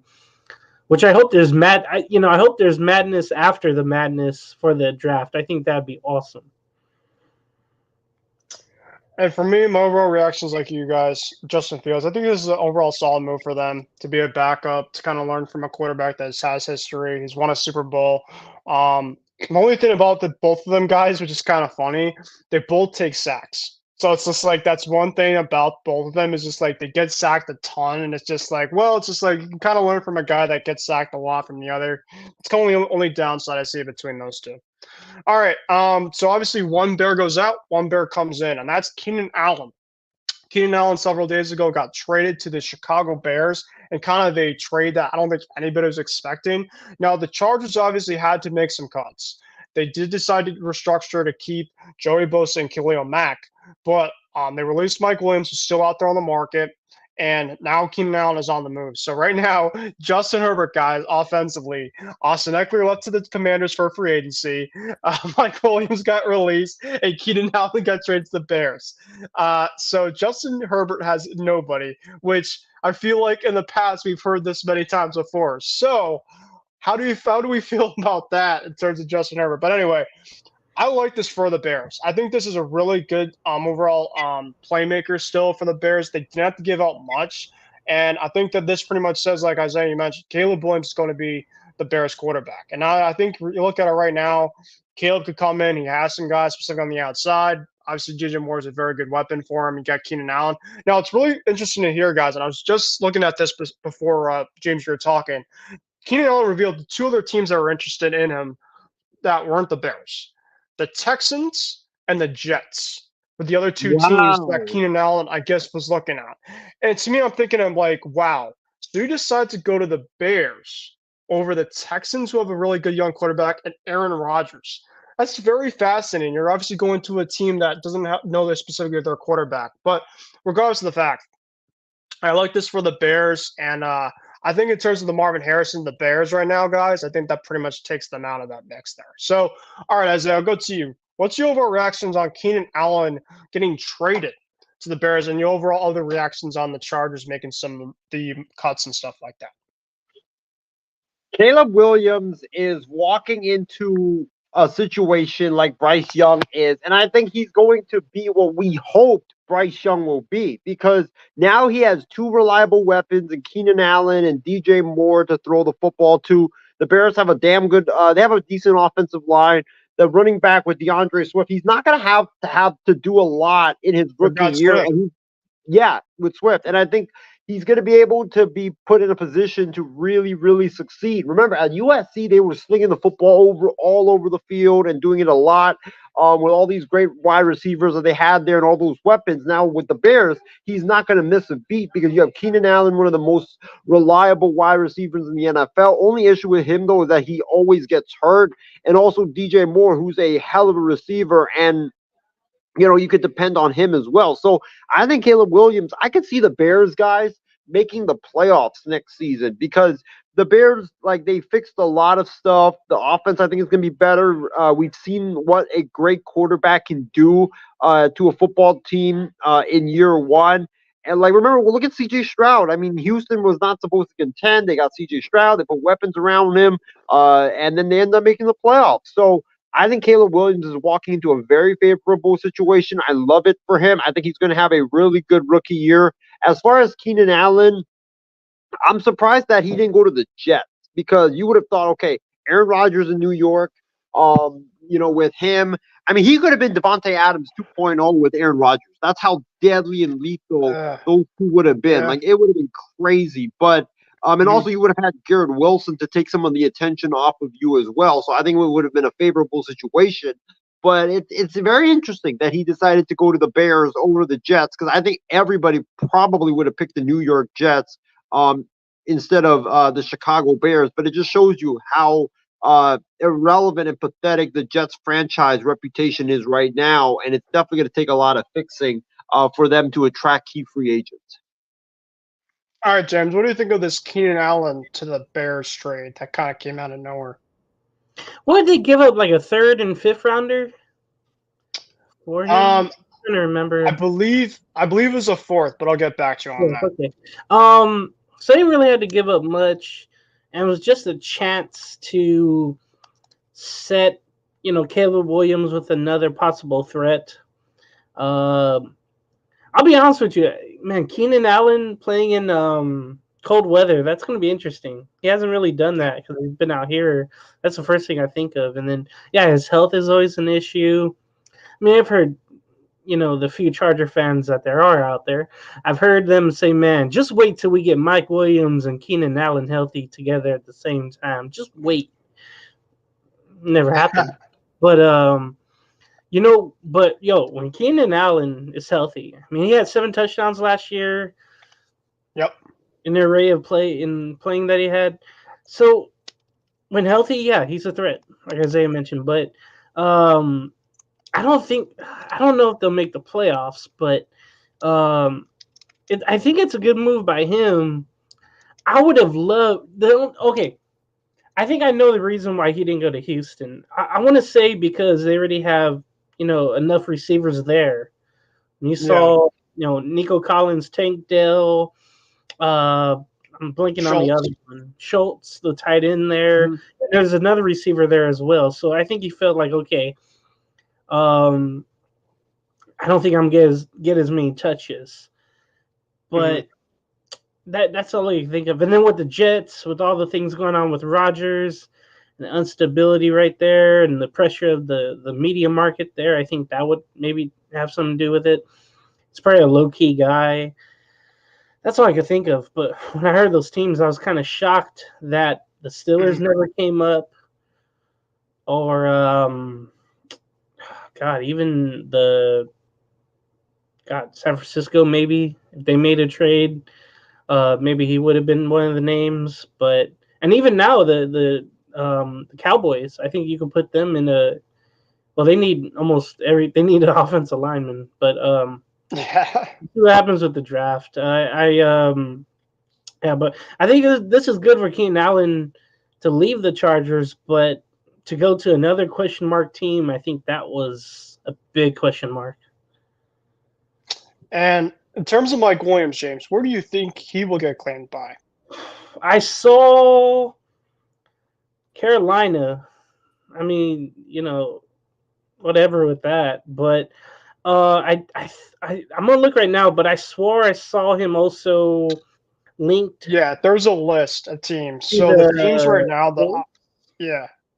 I think the teams right now that I saw were the Steelers, the Jets, the Panthers. I think those are the teams right now. Unless I'm missing one, I might. No, that's the 3. So he's visiting them this week, all 3. The most likely one is the Panthers, but I really want to see him with the Steelers. And looking at the fans and everybody on social media, everybody wants him to go to the Steelers.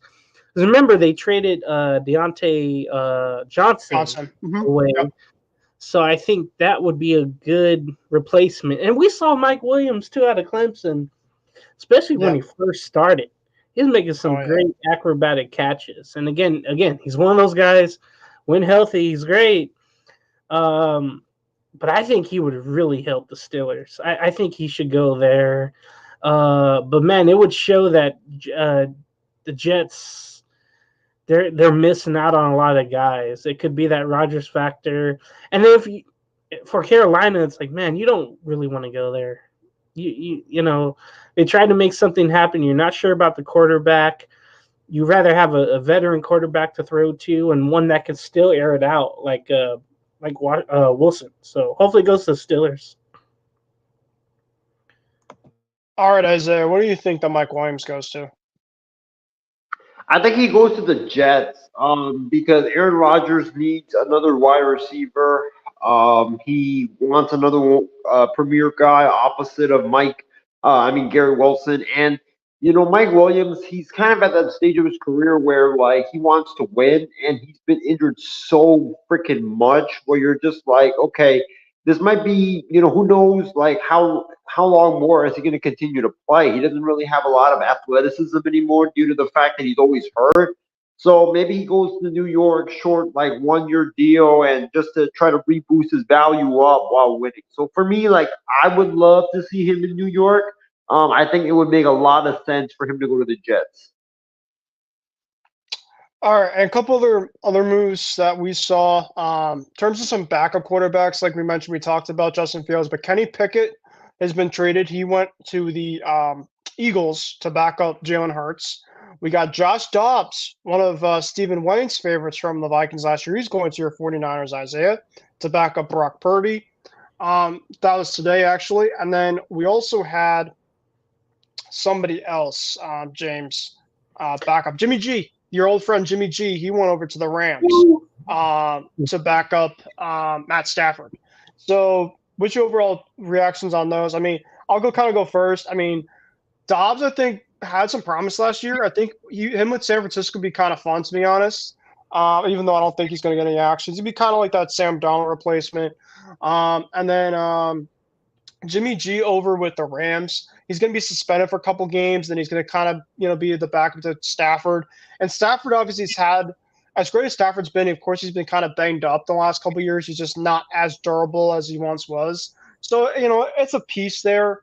I obviously I can definitely see him in LA, living the streets for sure.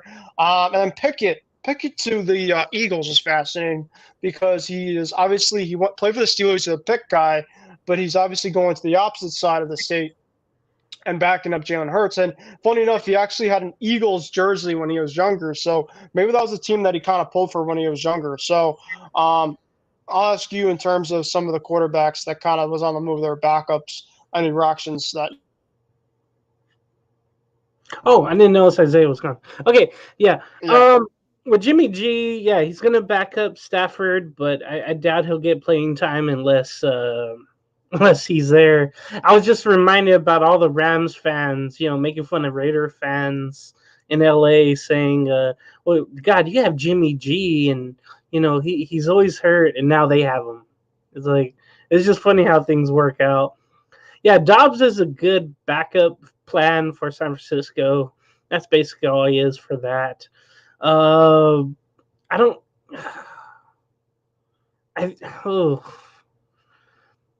hoping he does better, though, and maybe he will. It feels like, again, you could plug anybody into that offense and they could do well, and they would need him if Purdy goes hurt. The other one was, Kenny Pickett. Man, I feel kind of bad for him again. He was out of that, number 20th, the 20th pick out of that 2022 draft. He was slated to be that franchise savior that they really needed, coming out of Pitt in the building. I was hoping that would have worked out, and I was wrong about that, though, that they were going to keep him and start him despite having Russell Wilson. But this isn't like 2015 Russell Wilson. They need a good, solid backup plan, and that's why they got Justin Fields, which is a project himself. But I just feel bad for Kenny Pickett. I doubt he'll get any playing time, because what I hope for Philadelphia is that they don't run Fields up the middle as much, right? You hope that they limit that to a point and that he can air it out more. That's the hope in Philadelphia. But we're just talking about 3 backup quarterbacks, and they were brand names elsewhere, but a lot of them are now on the clearance aisle. All right, and Isaiah was mentioning before about the Jets. They did get some protection. Moses, trying to remember the guy that they got from the Ravens. Give me 1 second. I'm trying to remember his name. Morgan Moses. He went over from the Ravens to the Jets. And Tyron Smith, who I wanted so bad with the Patriots because we definitely need some offensive line help. They paid him, I believe, 1 year, 1 or 2 years for $20 million. I don't understand why the Patriots did not take him on that, but man, for Aaron Rodgers, of course, with obviously the way that the offense line was there last year. And Joe Douglas was saying, too, that now it pretty much sets that Elijah Vera Tucker could be right at that guard position, not to kind of go around. Kai Becton's going to be still out there as kind of a free agent left over. So I think this is a really good move for the Jets. It really helps solidify the line. Not only bringing one guy in, but two guys in that are pretty big-sized guys that can kind of move around. Tyron Smith, I think, is a slam dunk for that Jets team. And I think that could really help Aaron Rodgers for sure stay upright throughout this season. So the overall moves on the two Jets offensive linemen that they got to get Rodgers protected. Tyron Smith, it's great, but I'm just worried about his health. It just seems like he wasn't ready to go back-to-back games last season with the Dallas Cowboys, and that was really unfortunate. So out of USC, too, that's why I really liked him. And I thought he was going to be a pillar for years for those Cowboy teams, but he just never won. And now he's dealing with injuries and he's getting older. So I'm really worried about him being that left tackle, protecting, the most valuable asset of that team. There's a lot of pressure on him. That's all I can really say. And hopefully he can just stay healthy so he can prove everybody wrong. And Morgan Moses, the right tackle, they're trying to correct a wrong with the Jets, and they're doing that really well on the offensive line. So that looks good. He was really good there with the Ravens. I remember he was one of the good guys.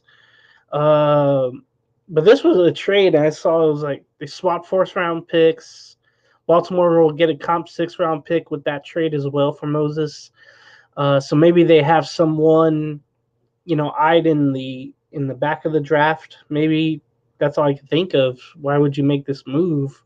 But maybe it creates some room for cap space if they have a trade or a decision to make.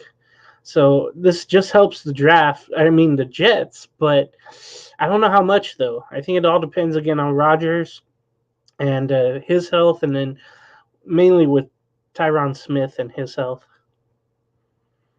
All right, and then the other two topics we'll talk about for NFL segment is Marquise Brown is going to go to the Kansas City Chiefs. And my goodness, that I think specifically the rich get richer, and apparently today or the other day, he said that he essentially turned down some offers from teams that were higher offers, but he wanted to go to Kansas City to try to get a Super Bowl ring. So, not surprising. Kind of reminded me of the Patriots days back in the day where a lot of guys would come in to, take less to come play with the team that was a dynasty once way back. But Brown, I think, would really help a lot. He's a really explosive guy. He kind of fits that mold too with that team. So what's your thoughts on Marquise Brown, a.k.a. Hollywood, over to Kansas? Yeah, Hollywood comes to Kansas City. 1 year, worth up to $11 million. The thing you have to think about, he's often injured. He's only 26. But think about this. The last 2 years, he's played with backup quarterbacks, in Arizona before he came back, before Kyler Murray came back. But then Hollywood Brown himself got hurt, so that was unfortunate. I've had a lot of responses, from people saying, "Man, this isn't fair." But think about the Chiefs; they had to move some money around to get this done. Restructure deals. They go with some people on defense and the offensive line, so they had to get that other receiver. Kadarius Toney he's still right now trying to get traded. So who? Jarius Sneed. He's still potentially a trade target this month. Yeah, that'd be bad for their defense, but you figure with this move for Hollywood Brown, they're just going to score more and hope they have someone young enough to replace Sneed. But we saw him single-handedly win games for Kansas City last year in that secondary. He was awesome. Hollywood Brown, again, I feel like he has a lot to prove. I think he's been in the league for a little bit. He was a Raven before the Cardinals, and they traded him on draft day a couple years ago, I believe. this is a great move for him and the Chiefs. This is a win-win. And again, I feel like this was a move DeAndre Hopkins should have done last offseason. And now he's stuck in Tennessee. The reality, I think he feels like he doesn't want to be there. He wishes he would have took that Chiefs deal. They were going to underpay him, but to get that Super Bowl ring, I think would have been better for DeAndre Hopkins, and he would be getting a major deal, I think, if he did that last offseason. But unfortunately, he didn't do that. So yeah, credit to Marquise Brown making a move like this, and it's good for his career. I really think that. Talk about DeAndre Hopkins of the Titans. There's another guy that wants the Titans this season, Calvin Ridley. Calvin Ridley won over the Titans essentially in a way where it looked like it was the Jaguars and the Patriots toe to toe, and then boom, we see Calvin Ridley going to the Tennessee Titans. So I think this is obviously just another great weapon for Will Levis, but that kind of went out of nowhere as well too. So your thoughts really quick on? Yeah, they did re-sign as well Nick Westbrook, Akeem. I can't say his name right, but that was a good move because he was kind of reliable for them. But Calvin Ridley, we both had him going to the Patriots, didn't we? And I thought that would have been a better move, but Right. the Titans overpaid for him. There's no doubt about that. $50 million guaranteed on his 4-year, $92 million deal. They're trying to get him the ball, and with D-Hop and him, maybe that'll be something. But all depends on the offensive line and Will Levis. And the fact that they don't have Derrick Henry, they're going to have to go young at that running back position. That's going to be a really, really tough time there, I think. But Ridley is funny, too, because he had a bad start to his season when you really think about it. And then at the end, he started to get better. But I had him for comeback player of the year. I thought he was going to blossom in Jacksonville. There was even hope that he was going to come back to the Jaguars, but it didn't happen. But this is and what's good for the Jags, at least they know him, and he stayed in division, so they know how to frustrate him. So I'm not looking forward to those matchups between the Titans and Jaguars, but it'd be interesting to see those matchups and how the corners react to Ridley now on Tennessee. All right, and the last two things is trades. The rumors of T. Higgins and Stephon Diggs. Do you personally feel like that we could potentially see T. Higgins a trade candidate on draft day? Kind of similar to the A.J. Brown, the Eagles several years ago when we actually had a draft show on here and we saw that happen. So, I mean, in terms of like the Patriots right now, of course, we're kind of looking at options, right? And a lot of the rumors are like, well, would you trade Higgins for the 34th over the second pick and the number 34? It's like, I don't know, but like, I think to me he's going to stick around. Stephon Diggs, I think he's probably going to stick around, but I would not be shocked if either one of those guys gets traded at the deadline. So, man, this is crazy. T. Higgins not happy there. Asked for a trade. The Bengals, they have a bad history of not having players happy. So eventually they end up leaving. That's the feeling I have. And I don't know. I'm thinking, Patriots are there. Hell, I can even see the New York Giants maybe making a move for him. They have the draft picks to do it. Just depends how much they do that. But Cincinnati, depending on where they are in the draft, I don't know if Romaduzzi will land all the way down there for them. But it'd be interesting if they did, because I'd quickly get him and trade Higgins if that was the case. But we don't know right now. It's unlikely, but I think Higgins is more likely to get traded than Diggs, because Diggs, we heard this last year, where he stormed out of the locker room, didn't want to talk to the media and all that, and everybody thought, trade diva again, but it didn't happen. Yeah.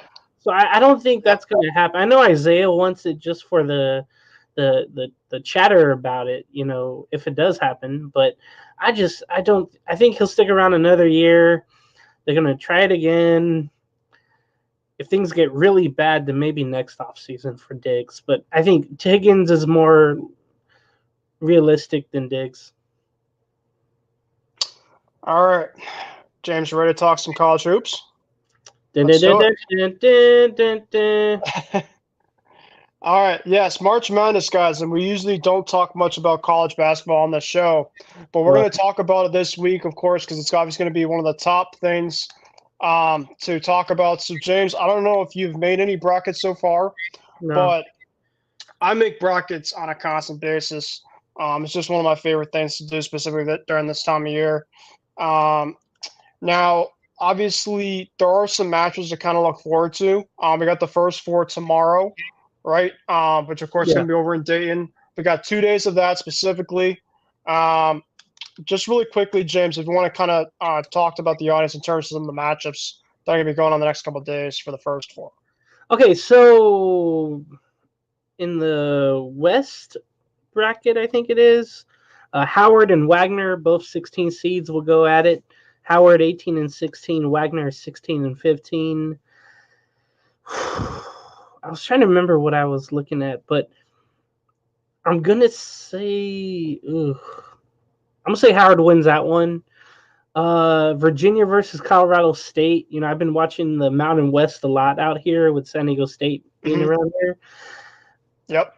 They're an okay team, but I don't think they'll be good enough to beat Virginia. I think Virginia is going to be strong there.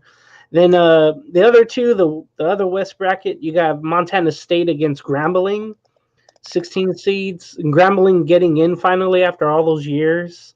That was a good thing. Yep. I think they'll beat Montana State. It's going to be legendary. And then there's a mountain rivalry here in the South bracket with Boise State and Colorado going at it. The Buffaloes playing their last Pac-12 game. Colorado with 2 more wins than Boise State. Man, both teams are gritty as hell. I watched a lot of their games this year, and that's all I could think of. It's going to be a good inside game. Boise State has seemed to have its way against San Diego State this year, so that was really good to see.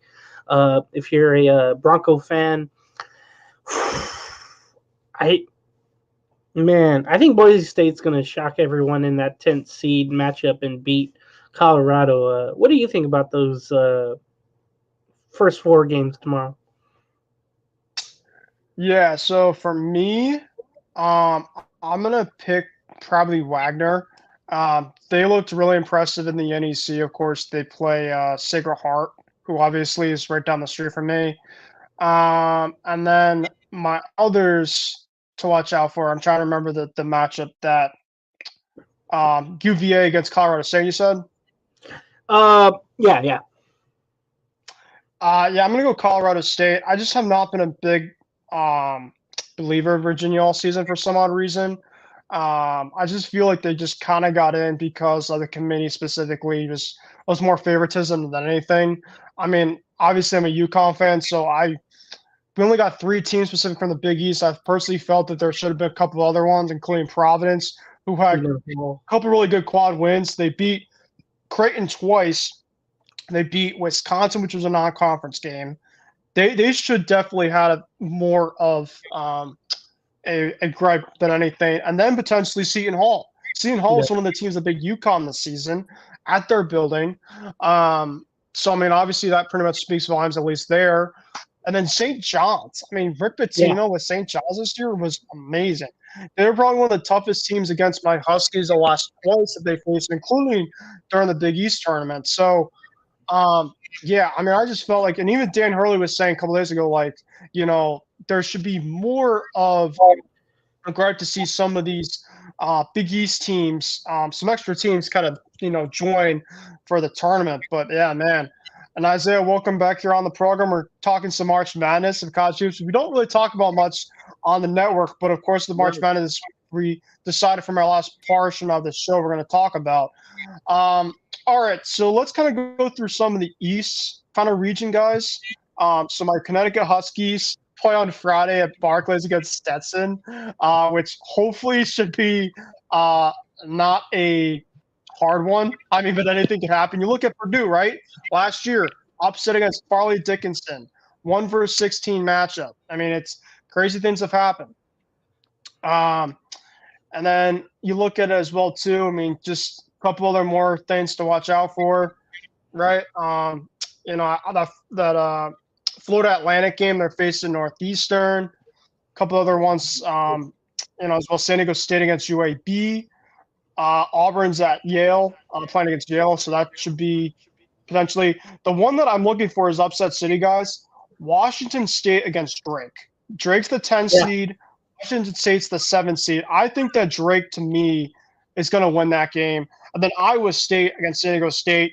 Iowa State just clobbered Houston in the conference tournament there. So that's a team that I'm really, fearing for sure.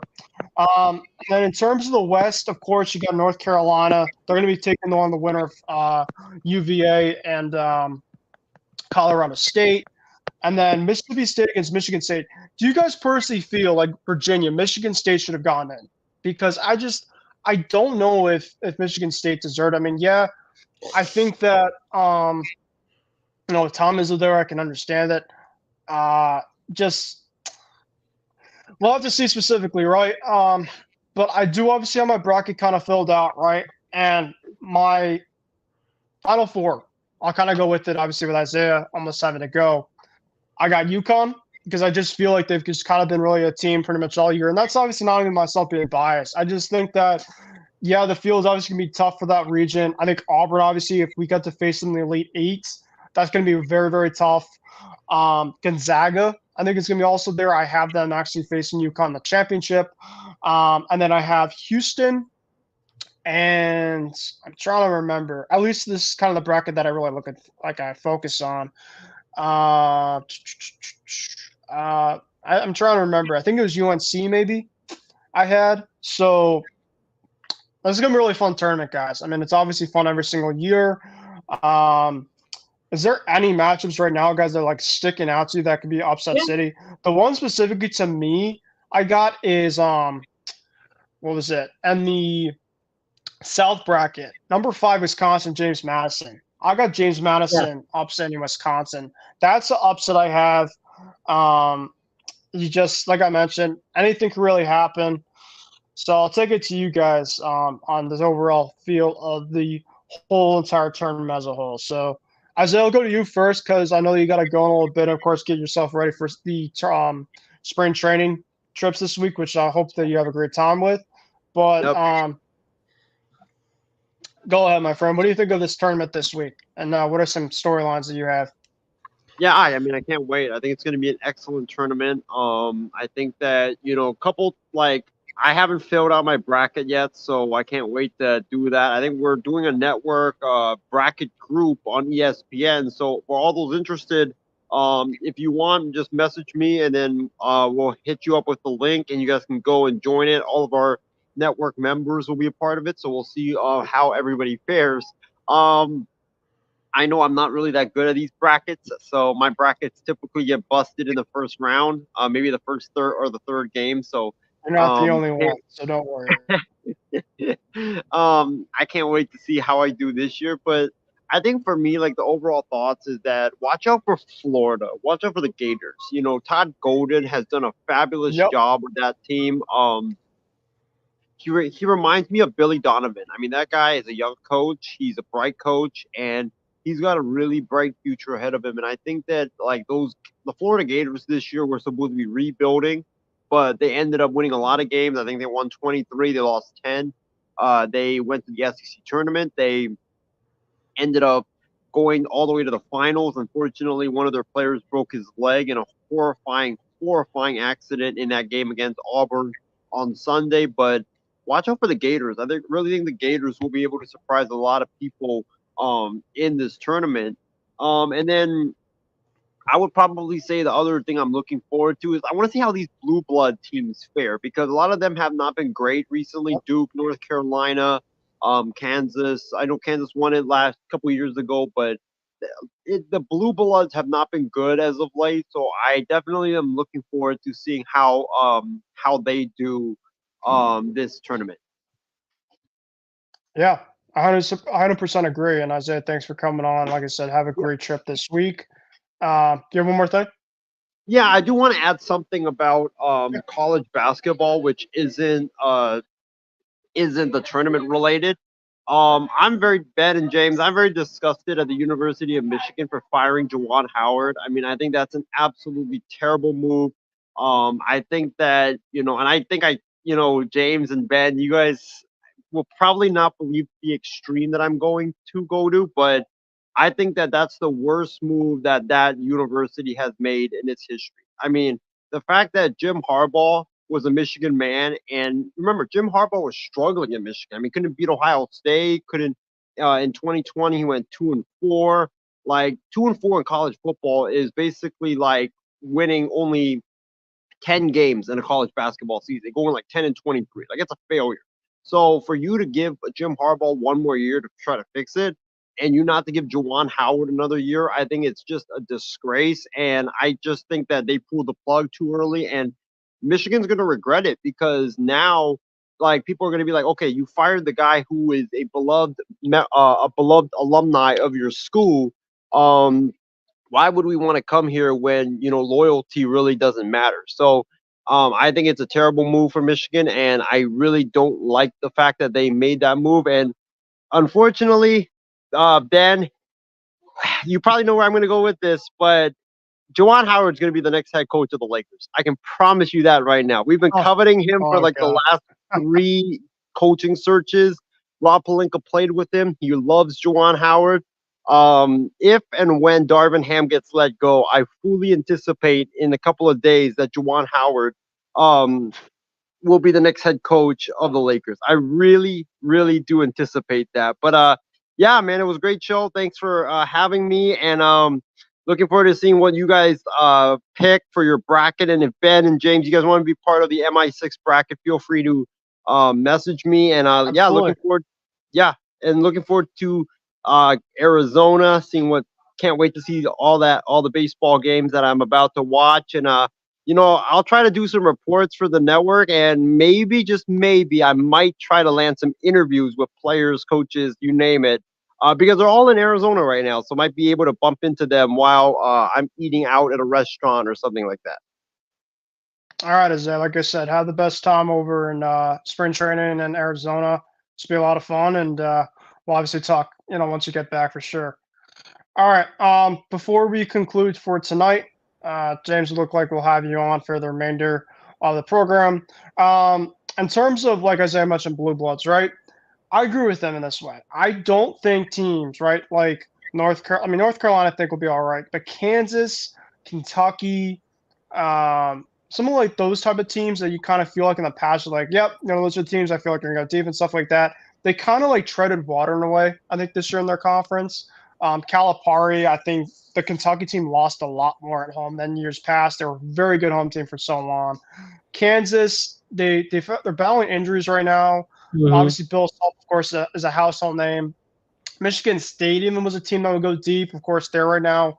Um, they could be balanced, obviously, early on. Purdue, I've had trust issues with the past too. I just don't feel like they're going to go deep like always. So yeah, I mean, I'm a UConn fan myself, so I feel like we're kind of in that blue blood group. But you look at kind of the blue blood group before the blue blood group. Sorry. Um, what do you overall feel about that specifically in terms of the blue bloods kind of getting bounced earlier and kind of seeing some teams that we kind of don't see like in years past, maybe kind of making that jump this year in their tournament? It's a blessing, but it's a curse as well because you can have like last season tournament where you were just stuck with San Diego State, in FAU playing in the Final Mhm. Four. I don't think anybody Right. wanted that or anybody had that.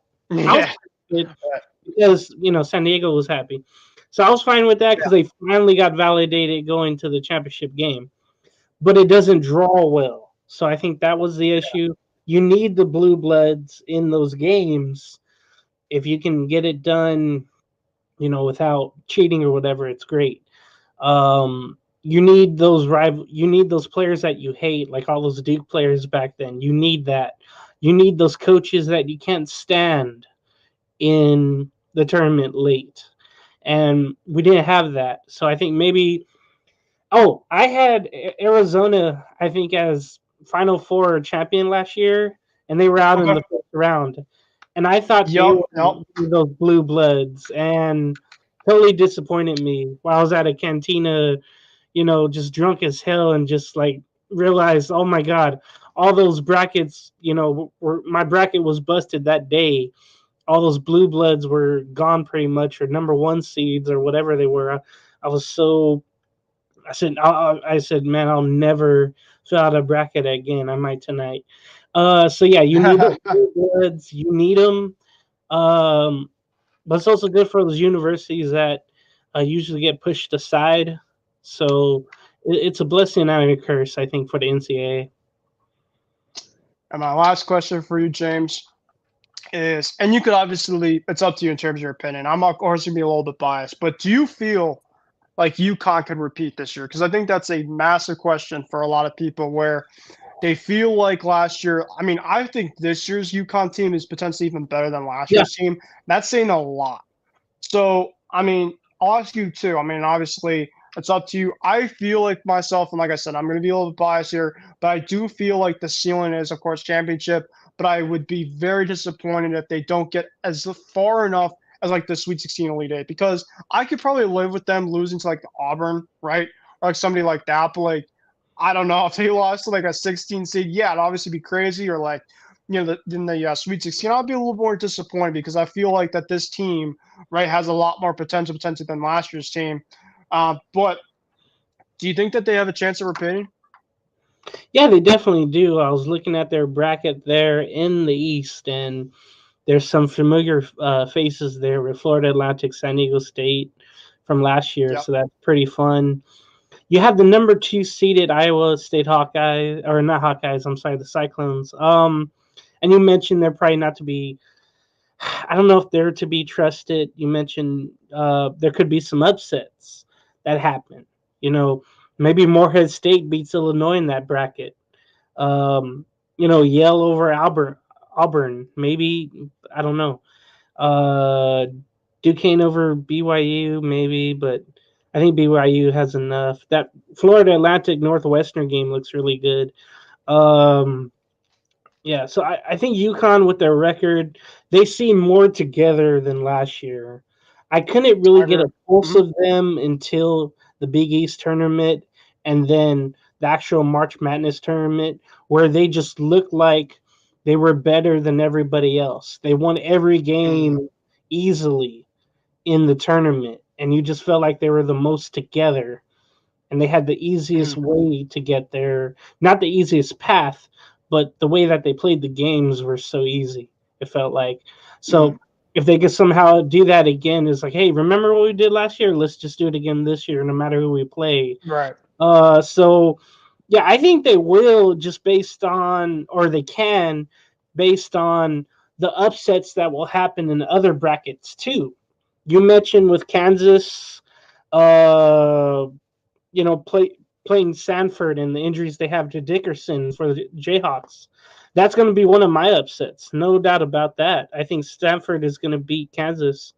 There was another one too that maybe would mess up things. No, I'm not going Houston or Duke losing, but Oregon.